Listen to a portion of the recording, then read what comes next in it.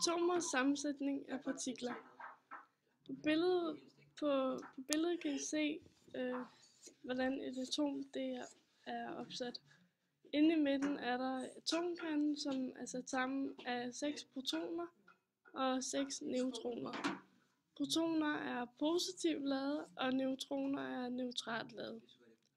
Udenom kan man se elektronerne, som er negativt ladet, som cirkulerer rundt om atomkernen, hvilket det gør, at atomet bliver holdt på plads. Det her atom kan I se, at det er et carbonatom, da det har 4 elektroner på den yderste skal og 2 skaller på den inderste, eller 2 elektroner på den inderste skal. Kernen kan I se, at de er blevet sat sammen, så de sådan holder sammen på hele atomet. Isotoper. Isotoper blev opdaget i 1913 af J.J. Thomson.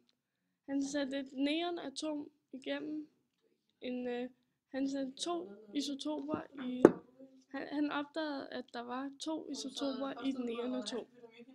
Når et atom mister et proton eller en neutron, bliver det til isotoper.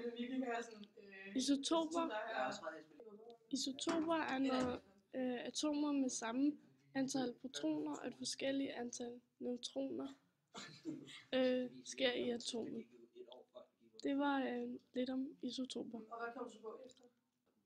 Dette var atomers sammensætning af partikler og isotoper.